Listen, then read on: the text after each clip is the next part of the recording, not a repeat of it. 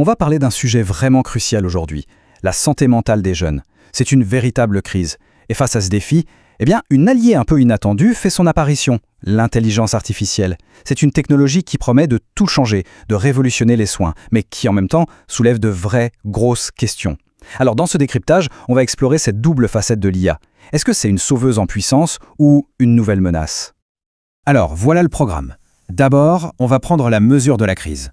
Ensuite, on verra comment l'IA pourrait servir de bouée de sauvetage numérique. On va décortiquer comment ça marche, exactement.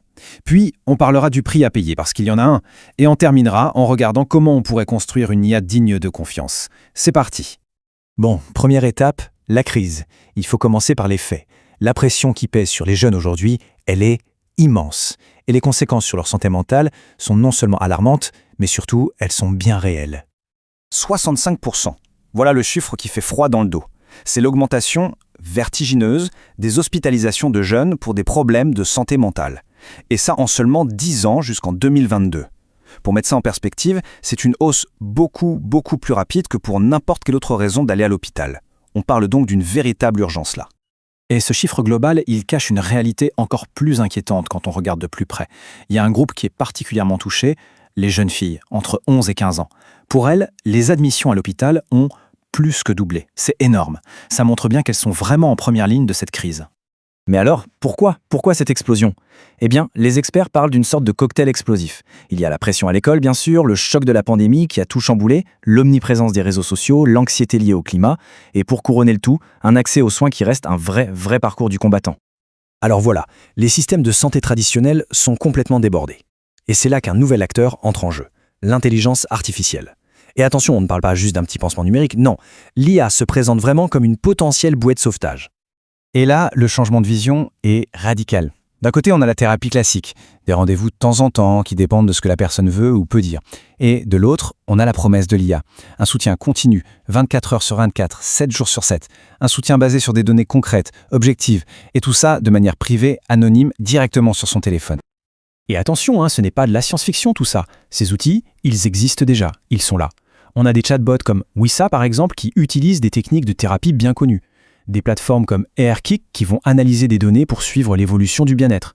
Et on a même des outils comme BlinkLab qui vont encore plus loin, en essayant de détecter très tôt des signes de troubles comme l'autisme. C'est tout un écosystème qui est en train d'exploser. La question qu'on se pose tous, c'est mais comment ça marche concrètement? Comment un simple algorithme peut-il deviner notre état d'esprit?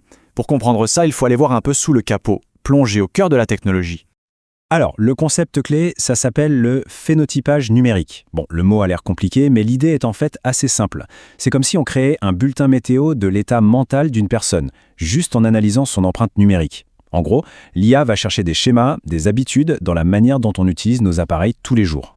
Le processus se fait en plusieurs étapes, c'est très méthodique. Étape 1, la collecte des données, toujours avec le consentement de la personne, c'est crucial.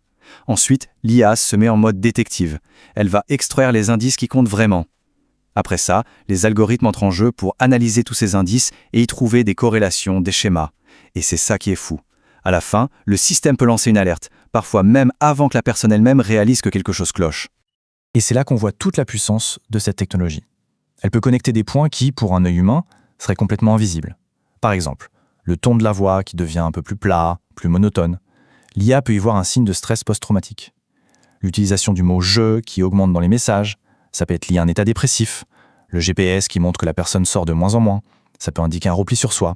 Petit à petit, l'IA dresse un portrait incroyablement détaillé de notre monde antérieur.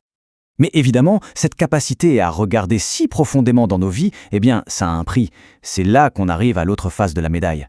Parce que oui, les défis et les risques qui vont avec cette technologie sont énormes. Je vais donner un chiffre, presque 520 millions. C'est le nombre juste hallucinant de dossiers de santé qui ont été piratés et exposés entre 2009 et 2023. Ça nous rappelle de manière assez brutale que nos données de santé, une fois qu'elles sont numérisées, deviennent des cibles de premier choix. Il n'y a pas que les piratages, il y a un autre problème, et il est de taille. Cette citation, elle met le doigt sur une sorte de Far West réglementaire. En gros, on a une tonne d'applications qui font des promesses incroyables, diagnostiquer ceci, améliorer cela, mais sans aucune preuve scientifique solide derrière. C'est un risque énorme, surtout quand on pense que les personnes qui les utilisent sont souvent dans une situation de grande fragilité. Donc, si on résume, les défis sont partout. Il y a la menace constante des piratages de données. Il y a ce manque de règles qui veut dire qu'il n'y a aucune garantie de qualité. Il y a aussi le fameux biais algorithmique. Si une IA est entraînée avec des données qui ne reflètent pas la diversité de la population, elle risque de moins bien fonctionner pour certaines personnes. Et puis, au fond, il y a cette question toute simple. Est-ce que les mesures de ces applis sont vraiment fiables ? Alors qu'est-ce qu'on fait? On jette tout à la poubelle? Surtout pas. Non. Face à ces risques, la solution, ce n'est pas de tout rejeter en bloc, mais au contraire, de construire mieux. Il est temps de parler des solutions, de mettre en place les garde-fous qui sont absolument indispensables pour créer une IA à laquelle on peut vraiment faire confiance. Pour bâtir cette confiance, la feuille de route est assez claire. Premièrement, il faut penser à la protection des données dès la toute première ligne de code. C'est ce qu'on appelle la privacy by design. Deuxièmement, il faut blinder la sécurité technique avec du chiffrement, des contrôles d'accès stricts. Troisièmement, et c'est peut-être le plus important, il faut garder un humain dans la boucle, un clinicien, un médecin, qui valide et qui intervient. Et enfin, il faut exiger de la transparence sur le fonctionnement des algorithmes et mettre en place des règles claires et strictes. Ça, ce n'est pas négociable. D'ailleurs, il existe une technologie assez géniale pour ça, qui s'appelle l'apprentissage fédéré. L'idée est vraiment maligne. Au lieu d'envoyer toutes les données personnelles vers un serveur central, on fait l'inverse. C'est l'algorithme qui voyage et qui va apprendre directement sur le téléphone de chaque personne. Ensuite, ce ne sont pas les données brutes qui repartent, mais seulement les leçons que l'algorithme a apprises. C'est une excellente manière de rendre l'IA plus intelligente tout en protégeant la vie privée. On le voit bien, la promesse de l'IA pour la santé mentale, elle est immense. On parle d'un soutien plus accessible, personnalisé et même préventif. Mais, on l'a vu aussi, les risques sont tout aussi grands. Le chemin à suivre est donc très étroit. C'est un vrai chemin de crête. Il faut innover, oui, mais sans jamais compromettre l'éthique. Et tout ça nous laisse avec une dernière question qui est sans doute la plus importante. Au moment où l'IA apprend à comprendre nos esprits mieux que quiconque, qui sera responsable le jour où elle se trompera ?